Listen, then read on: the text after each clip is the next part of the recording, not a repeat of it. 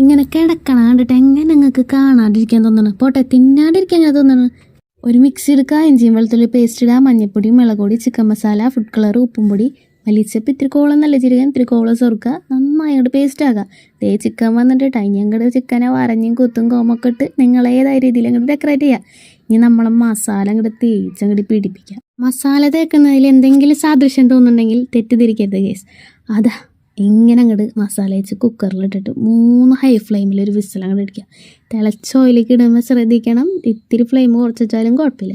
ഇനി അങ്ങോട്ട് തിരിച്ചും മറിച്ചിട്ടിട്ട് അങ്ങോട്ട് വേവിച്ച് മൊരിച്ച് അങ്ങോട്ട് എടുക്കുക. മൊരിച്ച് സാധനം എടുത്തിട്ട് മന്തി റൈസിൻ്റെ മേലെ അങ്ങോട്ട് വെക്കുക. അപ്പം തന്നെ മനസ്സിനൊരു കുളിർമ വന്നിട്ടുണ്ട്. ഇനിയിപ്പോൾ ഇന്ന് തിന്നുക. മയോണൈസ് അങ്ങോട്ട് വെച്ചിട്ട് അങ്ങോട്ട് പിച്ചുകൊണ്ട് തിന്നുക. പിച്ചുമ്പോൾ ശ്രദ്ധിക്കണം, നല്ല ചൂടുണ്ട്, പ്രാവശ്യം പൊള്ളിയതാണ്. നേരത്തെ മസാല കൂട്ടി വെച്ചാൽ നല്ലോണം മസാല പിടിക്കും. ഇനി ഇതൊക്കെ കൂടി അങ്ങോട്ട് പിടിച്ചാണ്ടല്ല അടിപൊളി ടേസ്റ്റ് ഉണ്ടാവും.